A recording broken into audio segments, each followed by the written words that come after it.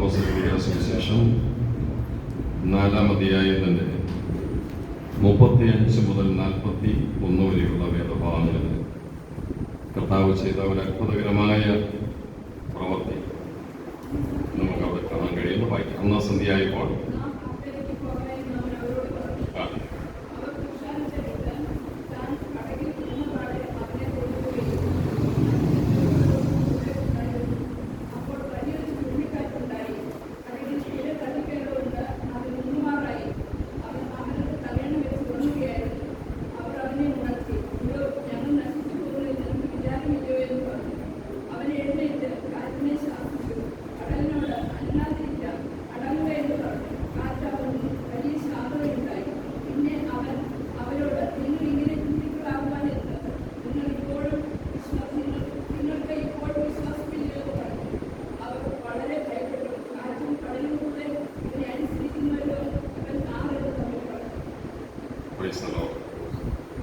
നിങ്ങളതിൻ്റെ 39-ാമത്തെ വാക്യം കൂടെ ഇനി വായിക്കണ്ടാവുന്ന ശ്രദ്ധിക്കുക. അവൻ എഴുന്നേറ്റ്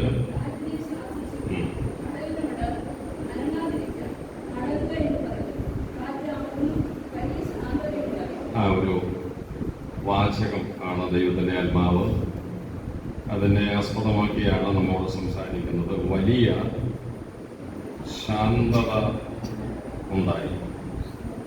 വലിയ ശാന്തത ഉണ്ടായി. യേശു എഴുന്നേറ്റ് കാറ്റിനോട് അടങ്ങുക എന്ന് ആജ്ഞാപിച്ചു. തിരമാലകളോട് ശാന്തമാകുക എന്ന് കൽപ്പിച്ചു. ഉടനെ കാറ്റടങ്ങി.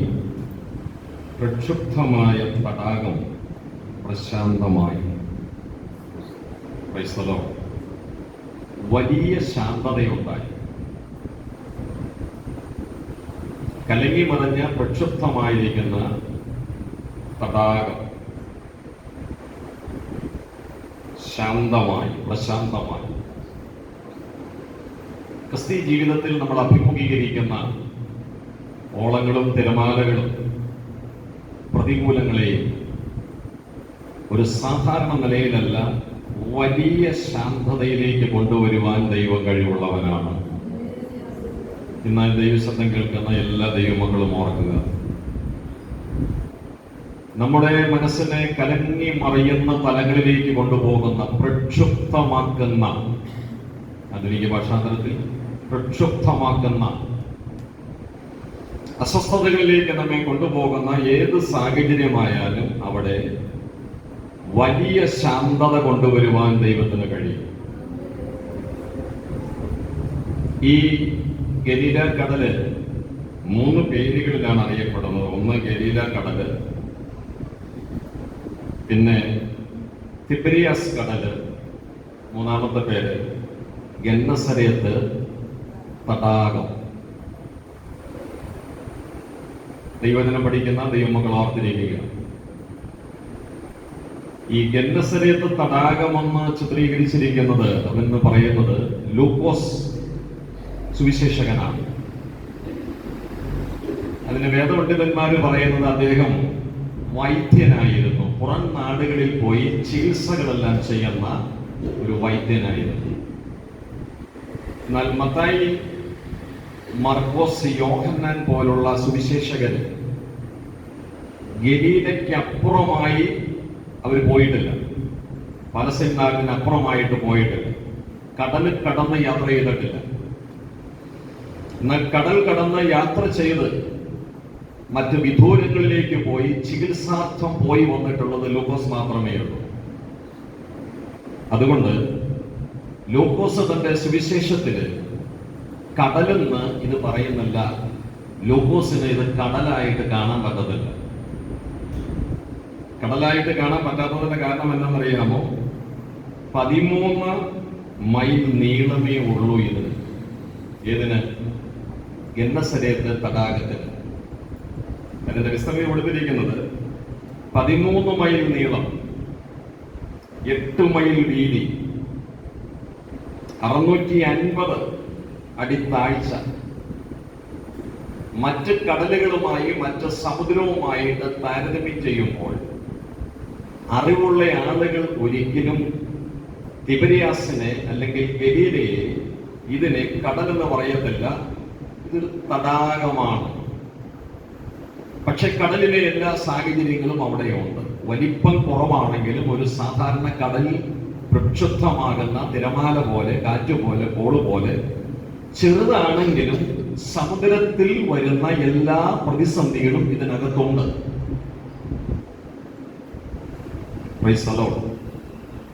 അപ്പൊ ഇങ്ങനെ ഈ ശാന്തമായി കിടക്കുന്ന ഒരു സമയം വരെ ശാന്തമായി കിടന്ന ഈ തടാകത്തിൽ വലിയ പ്രതിസന്ധി ഉണ്ടായി, വലിയ കോളുണ്ടായി, കാറ്റുണ്ടായി, തിരമാലയുണ്ടായി. അത് വായിച്ചപ്പോൾ നമുക്ക് കാണാനായിട്ട് കഴിയുന്നുണ്ട്. പാരഗ്രാഫിന്റെ ആരംഭത്തിൽ, അന്ന് സന്ധ്യയായപ്പോൾ നാം അക്കരയ്ക്ക് പോക എന്ന് യേശു അവരോട് പറഞ്ഞു.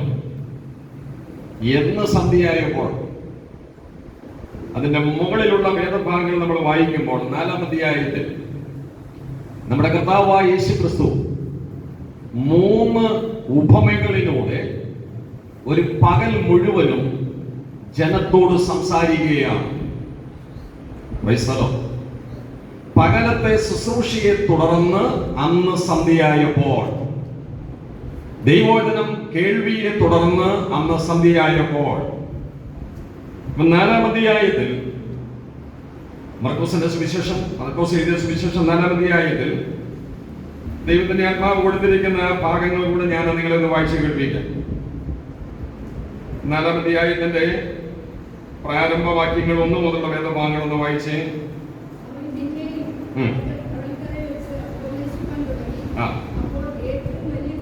ഗെന്നസരേത്ത് തടാകത്തിന്റെ കരയിൽ വെച്ചാണ് ഈ ഉപദേശങ്ങൾ കൊടുക്കുന്നത്. അപ്പോൾ ഏറ്റവും വലിയൊരു പുരുഷാരം അവന്റെ അടുക്കൽ വന്ന് കൂടുക കൊണ്ട്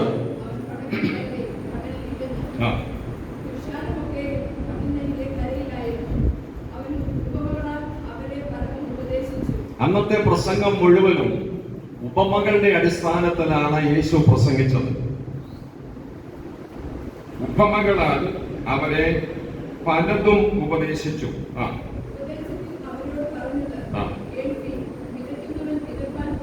വിതയ്ക്കുന്നവൻ വിതപ്പാനായിട്ട് പുറപ്പെട്ടു. വിതയ്ക്കപ്പെട്ട വചനത്തെ കുറിച്ചുള്ള 1-ാമത്തെ ഉപമ മനസ്സിലായോ? ഒരു നിലത്ത് വിത്ത് വിതയ്ക്കുന്നത് പോലെ അതൊരു ഉപമയായിട്ട് എടുത്തിട്ട് മനുഷ്യ ഹൃദയങ്ങളിൽ വിതയ്ക്കപ്പെടുന്ന ദൈവവചനത്തിന്റെ ആധികാരികത യേശു പറഞ്ഞ് മനസ്സിലാക്കി. അപ്പൊ 1-ാമത്തെ ഉപമ എന്താണ്? വിതയ്ക്കപ്പെടുന്ന ദൈവവചനമാകുന്ന വിത്ത്, അതും അതിന്റെ വ്യാഖ്യാനങ്ങളുമാണ് ആ വാക്യങ്ങളുമായി ബന്ധപ്പെട്ട് ദൈവത്തിന്റെ ആത്മാവ് കൊടുത്തിരിക്കുന്നത്. ഇനി അതിന്റെ 21-ാമത്തെ വാക്യം, 4-ാം അധ്യായത്തിന്റെ 21-ാമത്തെ വാക്യം.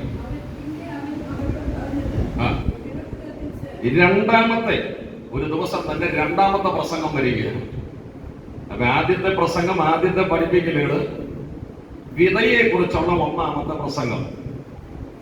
2-ാമത്തെ പ്രസംഗമാണ് വിളക്ക് കത്തിച്ച് പറയും കീഴിലല്ല.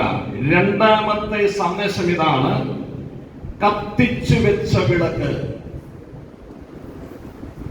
ഓർക്കുക. അപ്പൊ 1-ാമത്തെ പ്രസംഗത്തിന്റെ സന്ദേശം എന്താണ്? വിതയ്ക്കപ്പെട്ട വിത്താകുന്ന ദൈവവചനം. 2-ാമത്തെ സന്ദേശം ഇതാണ്: വെറുതെയല്ല വിളക്കിയിരിക്കുന്നത്, കത്തിച്ചു വെച്ച വിളക്ക് എന്ന വിഷയത്തെ ആസ്പദമാക്കി സംസാരിക്കുകയാണ്. 3-ാമത്തെ പ്രസംഗം, 3-ാമത്തെ ഉപമ, 21-ാമത്തെ വാക്യം.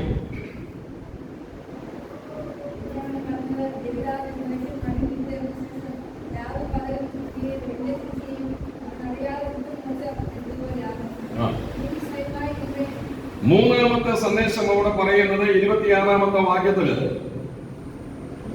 വിതയ്ക്കപ്പെട്ട ദൈവരാജ്യം. കടുകുമണിക്ക് സാദൃശ്യത്തോടുള്ള ബന്ധത്തിൽ, കടുകുമണിക്ക് തുല്യമായ രീതിയിൽ കടുകുമണിയോട് തുലനം ചെയ്തിട്ട് അവിടെ പറഞ്ഞിരിക്കുകയാണ് വിതയ്ക്കപ്പെടുന്ന ദൈവരാജ്യം. അപ്പൊ യേശുക്രിസ്തുവിന്റെ പകലിലെ പ്രസംഗത്തിന്റെ പ്രമേയം, സന്ദേശം, ഉപമയുടെ അടിസ്ഥാനത്തിൽ കർത്താവ് പറഞ്ഞിരിക്കുന്ന 3 കാര്യം ഓർക്കുക. ദൈവവചനം, 2 വിളക്ക്, 3 ദൈവരാജ്യം. അപ്പൊ വചനത്തെ കുറിച്ചും കത്തിച്ചു വെച്ചിരിക്കുന്ന വിളക്കിനെ കുറിച്ചും ദൈവരാജ്യത്തെ കുറിച്ചും ഒരു പകൽ 3 പ്രസംഗം നടത്തിയിട്ട് അന്ന് രാത്രിയാണ് ഈ ഗന്നസരേത്ത് തടാകത്തിൽ യേശു യാത്ര ചെയ്യുവാൻ തയ്യാറാകുന്നത്. ആ യാത്രയിൽ നേരിട്ട പ്രതിസന്ധി, ആ പ്രതിസന്ധിയിലാണ് ഒരു ദൈവപ്രവൃത്തി അവിടെ വെളിപ്പെട്ട് വലിയ ശാന്തതയുണ്ടായത്. ഈ ദൈവവചനത്തിന്റെ വ്യാഖ്യാനത്തിലേക്ക് പ്രവേശിക്കുമ്പോൾ ഇന്ന് ദൈവശബ്ദം കേട്ടുകൊണ്ടിരിക്കുന്ന എല്ലാ ദൈവമക്കളും ഓർക്കുക, പരിശുദ്ധാത്മാവിൽ പറയുവാനായിട്ട് കഴിയുന്നു. വിതയ്ക്കപ്പെട്ട വചനം, ഹൃദയത്തിൽ വിതയ്ക്കപ്പെടുന്ന വചനം ഗ്രഹിച്ച് ജ്വലിച്ച് പ്രകാശിക്കുന്ന വിളക്ക് പോലെ കർത്താവിന് പ്രകാശം പരത്തി ദൈവരാജ്യത്തിന് വേണ്ടി പരമാർത്ഥതയോടെ യാത്ര ചെയ്യുന്ന ക്രിസ്തു വിശ്വാസിയുടെ ജീവിതത്തിൽ എന്നും കാറ്റല്ല, ഒരു ശാന്തത കൊണ്ടുവരുവാൻ ദൈവം കഴിവുള്ളവനാണ്. അതാണ് ഈ പ്രസംഗത്തിന്റെ കണ്ടന്റ്, ഉള്ളടക്കം നിങ്ങൾക്ക് മനസ്സിലായോ?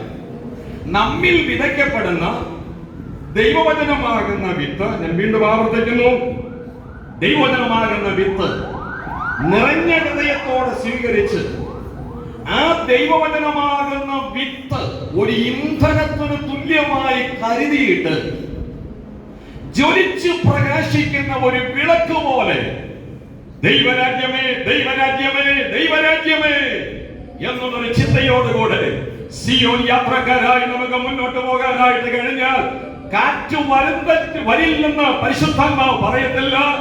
ഏത് കാറ്റും വരട്ടെ, പക്ഷേ ശാന്തത കൊണ്ടുവരുവാൻ ദൈവം കഴിവുള്ളവനാണ്.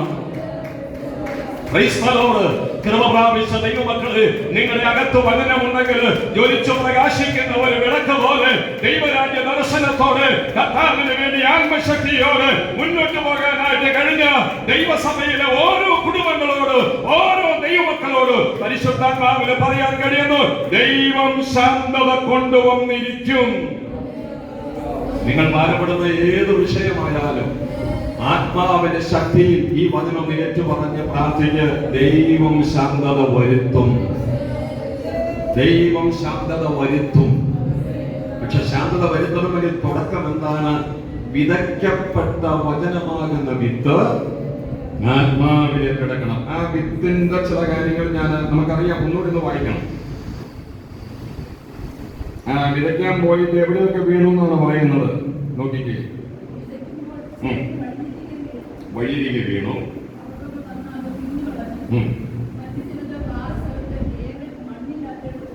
വളരെ പരിചിതമായിരിക്കുന്ന ആശയങ്ങളാണ്.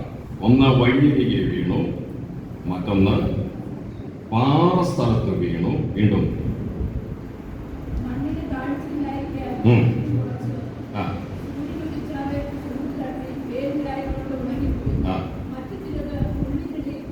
മൂന്നാമത് പറഞ്ഞിരിക്കുകയാണ് മുള്ളിനിടയിൽ വീണു.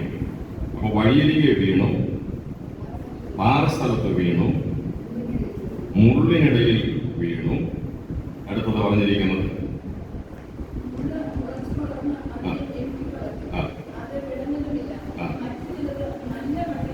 നാലാമത്തെ സന്ദേശം. അപ്പൊ വിതക്കാരന്റെ ഉപമയിലൂടെ യേശു പറയുന്ന സന്ദേശം പരിശുദ്ധാത്മാവ് ഇങ്ങനെയാണ് നമ്മുടെ മുമ്പിൽ അവതരിപ്പിക്കുന്നത്.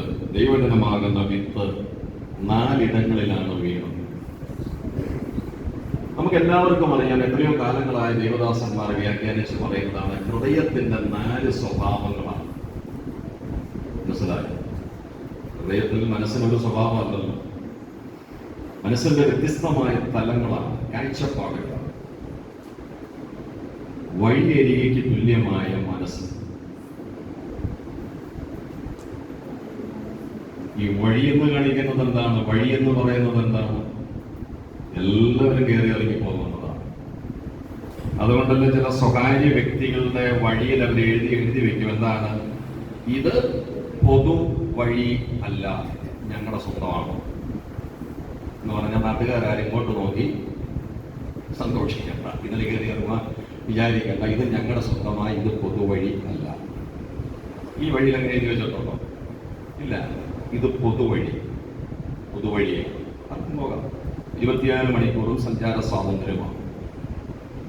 അപ്പൊ മനസ്സിന്റെ ഒരു പ്രത്യേകതയാണ്, ഒരു നിയന്ത്രണവുമില്ല, ഒരു ക്രമവുമില്ല. എന്തും കയറി ഇറങ്ങിപ്പോകും.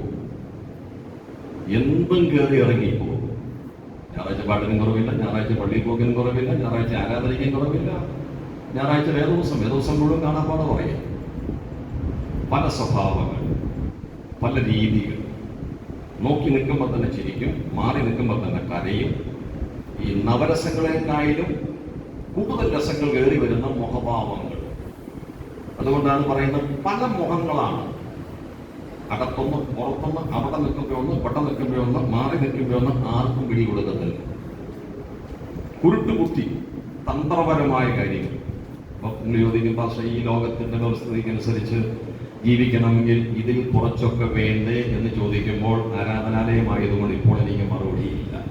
വ്യക്തിപരമായിട്ട് ചോദിച്ചാൽ ഞാൻ അതിന് മറുപടി പറഞ്ഞത് ക്രൈസ്തവം. എന്നാൽ ആധ്യാത്മിക വീക്ഷണത്തിൽ എടുക്കുമ്പോൾ ഓർക്കേണ്ട ഒരു കാര്യം ഇതാണ്, ദൈവത്തെ സേവിച്ചും ദൈവത്തെ ആരാധിച്ചും മുന്നോട്ട് പോകുന്ന ക്രിസ്തു വിശ്വാസിക്ക് ഒരു സ്വഭാവമേ ഉള്ളൂ, ആത്മീയ സ്വഭാവം. ക്രൈസ്തവോട് ഹല്ലേലൂയ. അതുകൊണ്ടാണ് ക്രിസ്തുലേഖനത്തിൽ പറയുന്നത് നാം എല്ലാവരും ക്രിസ്തുവിൽ ഒന്നാണ്. അപ്പൊ ആർക്കും കയറി ഇറങ്ങാൻ, ആർക്കും യാത്ര ചെയ്യാൻ കഴിയുന്ന പൊതുവഴിക്ക് സമാനമായ മാനസിക വ്യവസ്ഥിതി. ഒരു നിയന്ത്രണവുമില്ല, ഒരു അച്ചടക്കവുമില്ല, ഒരു വേർപാടുമില്ല, ഒരു വിശുദ്ധിയില്ല. പാട്ടെങ്കിൽ പാട്ട്, സ്തുതിയെങ്കിൽ സ്തുതി, ആരാധനയെങ്കിൽ ആരാധന, എല്ലാം ഉണ്ട്. സകലകലാവല്ലഭനാണ്, സകലകലാവല്ലഭിയാണ്. ഒരു കുഴപ്പമില്ല, എല്ലാം നല്ല രീതിയിലാണ് പോകുന്നത്. പക്ഷെ ഉള്ളിന്റെ ഉള്ളിൽ എന്തില്ല? ദൈവവചനമില്ല. ഇതെല്ലാം ഇങ്ങനെ കയറി ഇറങ്ങി യാത്ര ചെയ്ത് കേൾവിക്ക് വല്ല കുറവുണ്ടോ? ഒരു കുറവുമില്ല. ഇതെല്ലാം കൂടെ കയറി ഇറങ്ങി വചനത്തെ എന്ത് ചെയ്തെന്നറിയാമോ? ചവിട്ടി മെതിച്ച് അരച്ച് ഇല്ലാതാക്കി. ഒരു വാണം എത്തി റോട്ടിയിട്ടിട്ട് കഴിഞ്ഞ് 1 മണിക്കൂർ കഴിയുമ്പോൾ എന്തായിരിക്കും സ്ഥിതി? എല്ലാ വണ്ടിയും കയറി ഇറങ്ങിയിട്ട് അത് പൊടി കാറ്റടിച്ചു പറന്നുപോയി. ഇട്ടിട്ട് എന്താ പ്രയോജനം? നല്ല നിലത്ത് കൊണ്ടുപോയിട്ടാലോ? നിശ്ചിത സമയം കഴിയുമ്പോൾ മുളച്ച കിളിർത്ത് അത് കതിരായി പ്രയോജനകരമായി തീരും. അല്ലെങ്കിൽ മറ്റുള്ളവരുടെ സമ്മർദ്ദങ്ങൾക്ക് വിധേയപ്പെട്ട് അത് പൊടിയായി പറന്നു പോകുന്നു. ഈ ഒരു ചിന്താഗതിയാണ് ദൈവത്തിന്റെ പരിശുദ്ധാത്മാവ് പറയുന്നത്.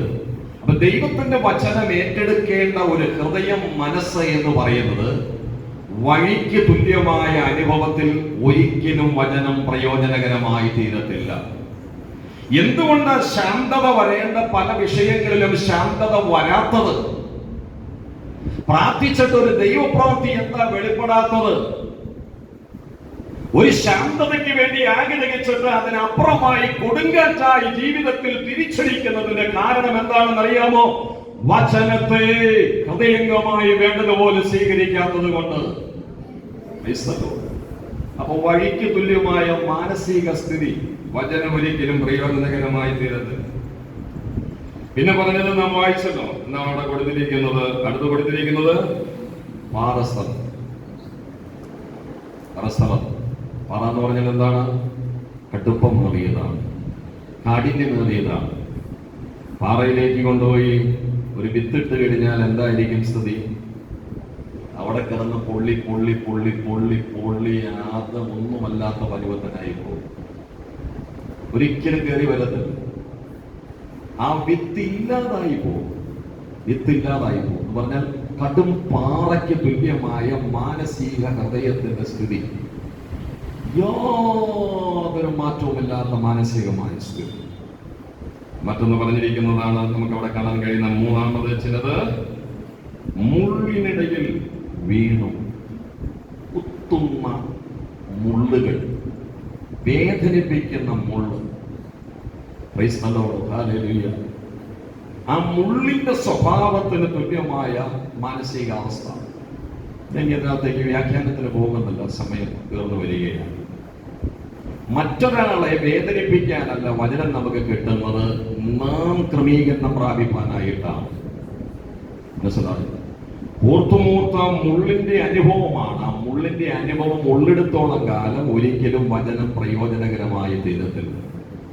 അപ്പൊ പൊതുവഴിയുടെ ഒരു മാനസിക അവസ്ഥയല്ല, പാറയുടെ കാഠിന്യമേറിയ ഒരു മാനസിക അവസ്ഥയല്ല, കുത്തി വേദനിപ്പിക്കുന്ന ഒരു മാനസിക അവസ്ഥയല്ല. നാലാമത് ദൈവത്തിന്റെ പരിശുദ്ധാത്മാവ് പറയുന്നത്, നല്ല മണ്ണിൽ വീണിട്ട് മുളച്ച് വളർന്ന് ഫലം കൊടുത്തു, 30, 60, 100 മേനി കൊടുത്തു. മറ്റ് സുവിശേഷങ്ങളിൽ കൊടുത്തിരിക്കുന്നത് പ്രയോജനമുള്ള നല്ല ഹൃദയം. നല്ല ഹൃദയം. അപ്പൊ ദൈവത്തിന്റെ വചനം സ്വീകരിക്കാൻ വേണ്ടിയിട്ട് നാം നമ്മുടെ ഹൃദയത്തെ വചന അടിസ്ഥാനത്തിൽ ഒരുക്കണം. അതുകൊണ്ടാണ് സങ്കീർത്തനക്കാരൻ പ്രാർത്ഥിക്കുന്നത്, ഞാൻ ഹിമത്തേക്കാൾ വെളുക്കേണ്ടതിന് എന്നെ ഒന്ന് കഴുകണമേ. ആരാധനാലയത്തിലേക്ക് വരുമ്പോൾ അല്ലെങ്കിൽ അതിനു മുമ്പ് തന്നെ ദൈവവചനം നിങ്ങൾ വായിക്കുമ്പോൾ, ദൈവ സാന്നിധ്യത്തിന്റെ നിറവിലേക്ക് വരുമ്പോൾ നമ്മെ തന്നെ ദൈവകരങ്ങളിൽ ആത്മാവിൽ നമുക്ക് സമർപ്പിക്കാനായിട്ട് കഴിയണം. അതിന്റെ കാരണം ഒരിക്കലും നമ്മുടെ സ്വയശക്തി കൊണ്ട് നമുക്ക് കഴിയുകയില്ല. പരിശുദ്ധാത്മാവ് നമ്മെ ബലപ്പെടുത്തുമ്പോൾ മാത്രമേ കഴിയുകയുള്ളൂ. നല്ല ഹൃദയത്തിന്റെ ഉടമകളായി വചനം ഏറ്റെടുത്ത് ദൈവത്തിന് വേണ്ടി മുന്നോട്ട് പോകാൻ എന്നെ സഹായിക്കണമേ. അപ്പൊ നല്ല ഹൃദയത്തിൽ സംഗ്രഹിക്കപ്പെട്ട ദൈവത്തിന്റെ വചനം, അങ്ങനെ സംഗ്രഹിക്കുന്ന ദൈവത്തിന്റെ വചനം എന്തായി തീർന്നെന്നറിയാമോ? ഈ ക്രിസ്തു വിശ്വാസിയെ ജ്വലിക്കുന്ന പ്രകാശമാക്കി തീർക്കുന്നു. 21-ാമത്തെ വാക്യത്തിലേക്ക് വരുമ്പോൾ, ആ വാക്യത്തോട് വായിച്ച് നിങ്ങൾ പിന്നെ അവനവരോട്, വിളക്ക് കത്തിച്ച് പറയിൻ കീഴിലോ കട്ടിലിന്റെ കീഴിലോ വെക്കുമാറുണ്ടോ? അടുത്തത്, വിളക്ക് തണ്ടിന്മേലത്രേ വെക്കുന്നത് മതി. യോഹന്നാൻ സ്നാപകനെ കുറിച്ച് യേശു പറഞ്ഞതെല്ലാ ദൈവമക്കൾക്കും അറിയാം. എന്താ പറഞ്ഞത്? യോഹന്നാൻ ആരായിരുന്നു? അവൻ ജ്വലിച്ച് പ്രകാശിക്കുന്ന വിളക്കായിരുന്നു. Praise the lord. വക്രതയുള്ളവരുടെ നടുവിൽ നാം ദൈവത്തിന് വേണ്ടി വേർപെട്ട് എങ്ങനെ പ്രകാശിക്കണമെന്നാണ് വിശുദ്ധ ബൈബിളിൽ പറയുന്നത്. ജ്യോതിസുകളെ പോലെ കർത്താവിന് വേണ്ടി പ്രകാശിക്കുന്നു. അപ്പൊ നമ്മിലേക്ക് വരുന്ന ദൈവത്തിന്റെ വചനത്തെ ഒരുക്കമുള്ള നല്ല ഹൃദയം കൊണ്ട് ആത്മാവിൽ നമ്മൾ സ്വീകരിച്ചു കഴിയുമ്പോൾ ജ്വലിച്ച് പ്രകാശിക്കുന്ന ഒരു നല്ല വിളക്ക് പോലെ കർത്താവിന് വേണ്ടി നമുക്ക് പ്രയോജനപ്പെടുവാനായിടയായി തീരും. അപ്പൊ വചനമാണ് ഒരു നല്ല പ്രകാശത്തിലേക്ക് ഒരു ക്രിസ്തു വിശ്വാസിയെ എത്തിക്കുന്നത്. വചനം ആത്മീയ പ്രകാശം. അങ്ങനെ ആ പ്രകാശത്താൽ മുന്നോട്ട് പോകുന്ന ഒരു ക്രിസ്തു വിശ്വാസിയുടെ ചിന്താഗതി എന്തെന്നാണ് 26-ാമത്തെ വാക്യം മുതൽ വായിക്കുമ്പോൾ ദൈവത്തിന്റെ ആത്മാവ് കൊടുത്തിരിക്കുന്നത്. പിന്നെ അവൻ പറഞ്ഞത്, ദൈവരാജ്യം ഒരു മനുഷ്യൻ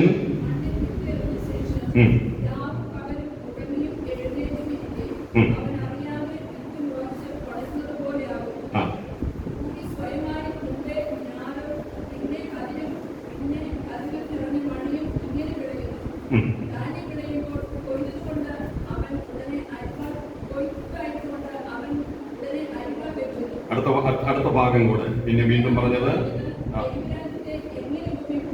ദൈവരാജ്യത്തെ എങ്ങനെ ഉപമിക്കേണ്ടു. ആദ്യം പറഞ്ഞ ദൈവരാജ്യത്തിന്റെ ഒരു വിശദീകരണം കൂടെ ഉപമയിലൂടെ അവിടെ പറയുകയാണ്. അത് കടുകുമണിയോട് സദൃശമാണ്.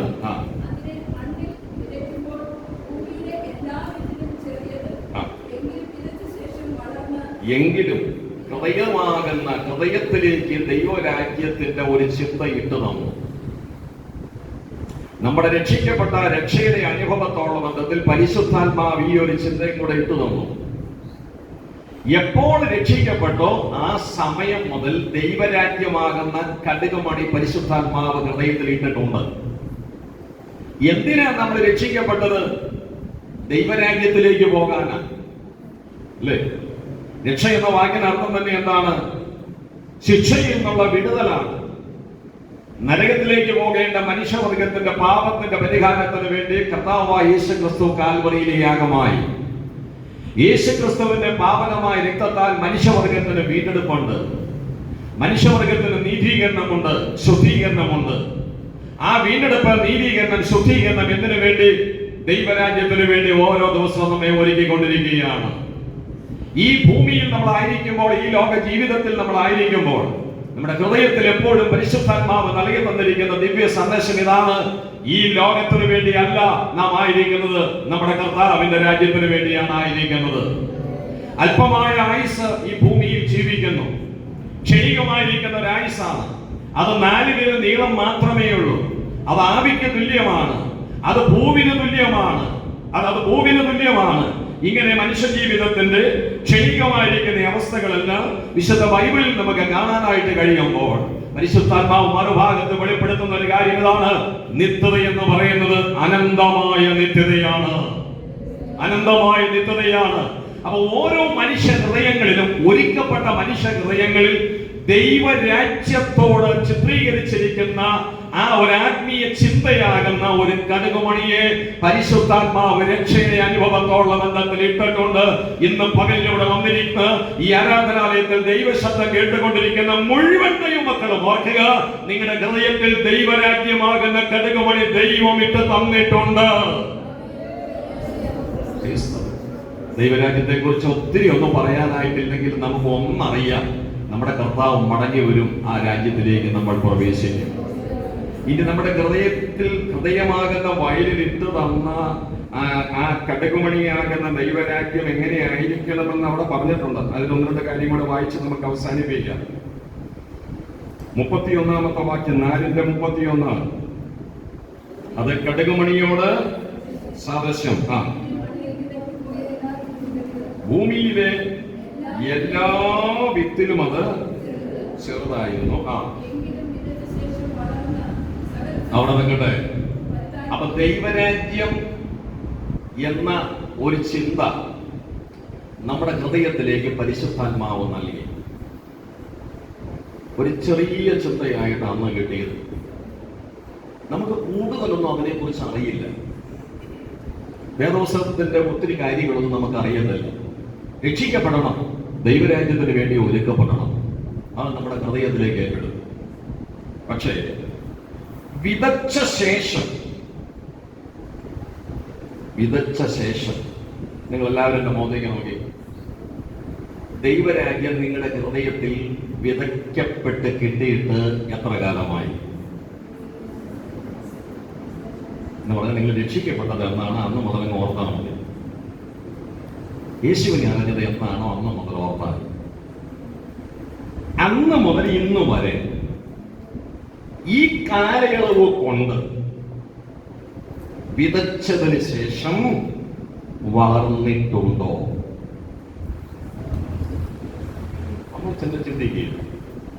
വിതച്ചത് എന്ത് ചെയ്യണം?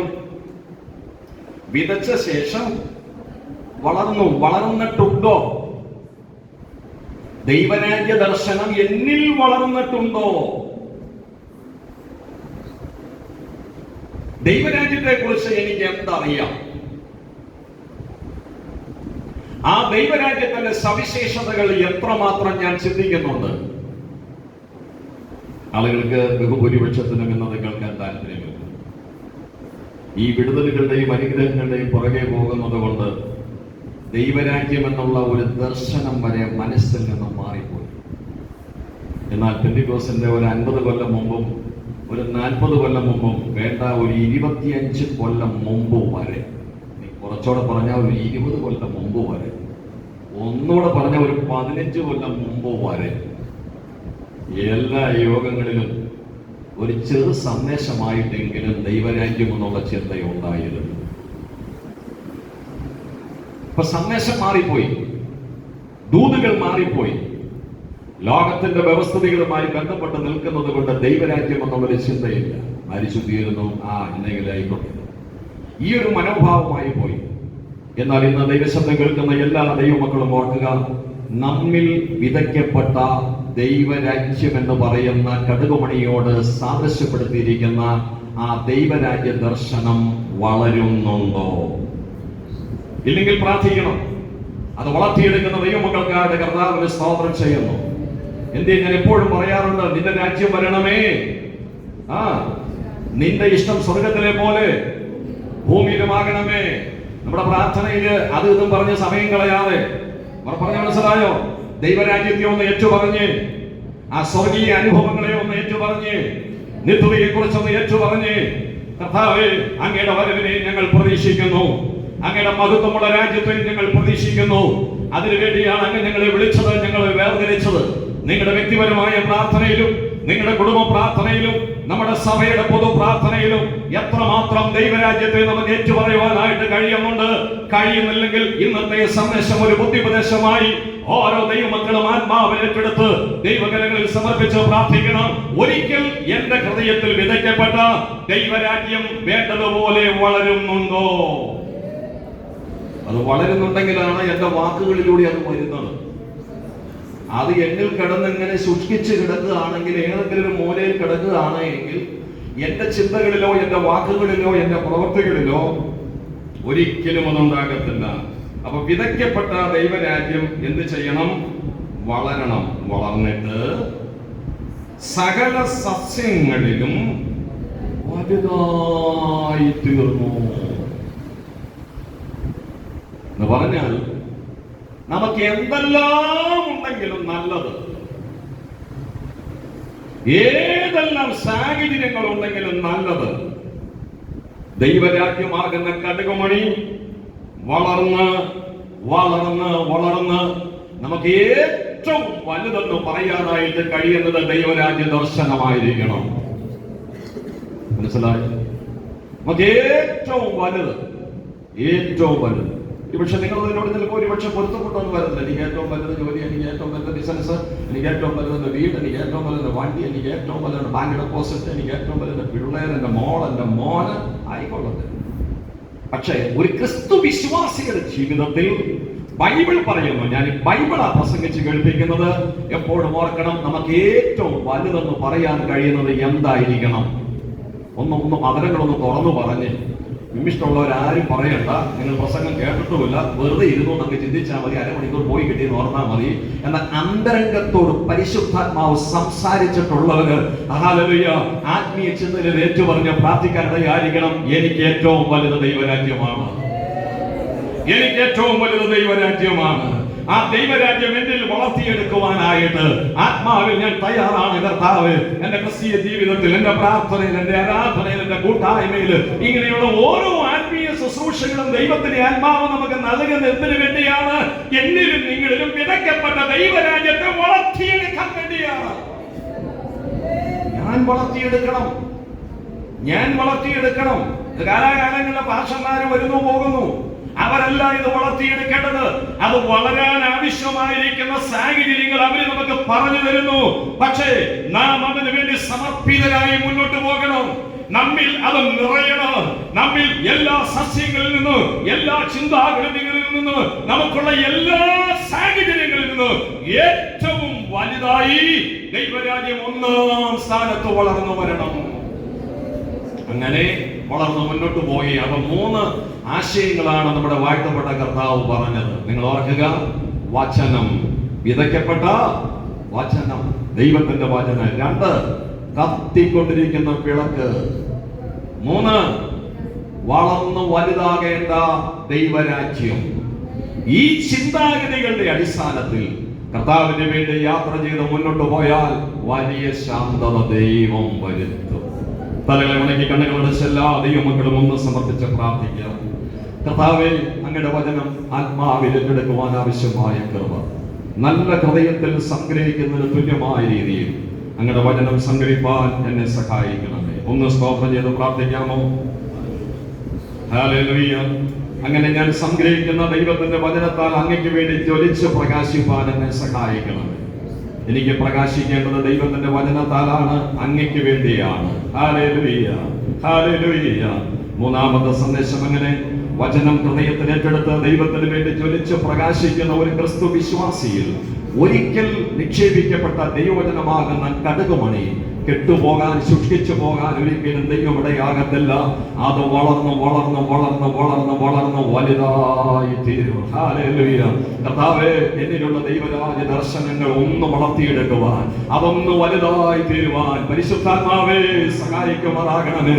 ഈ ലോകമാകുന്ന ജീവിതയാത്രയിൽ ഞാൻ മുന്നോട്ട് പോകുമ്പോൾ കാറ്റുകൾ വരും, കോളുകൾ വരും, വെല്ലുവിളികൾ വരും, സമ്മർദ്ദങ്ങൾ വരുമെന്ന് ആത്മാവിൽ ശാന്തത അനുഭവിച്ച ദൈവത്തിന് വേണ്ടി മുന്നോട്ട് പോകുവാൻ പരിശുദ്ധാത്മാവേ എന്നെ ശക്തീകരിക്കുമാറാകണമെന്ന് ഈ ദൈവശബ്ദം കേൾക്കുന്ന മുഴുവൻ ദൈവമക്കളും പ്രാർത്ഥിക്കാം. Hallelujah, hallelujah.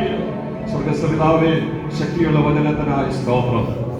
ആ വചനത്താൽ അങ്ങേക്ക് വേണ്ടി നിൽപ്പാൻ ഞങ്ങളെ സഹായിക്കണമേ. മഹത്വം അങ്ങേക്ക് യേശുക്രിസ്തുവിൻ നാമത്തിൽ തന്നെ. ആമേൻ. ദൈവം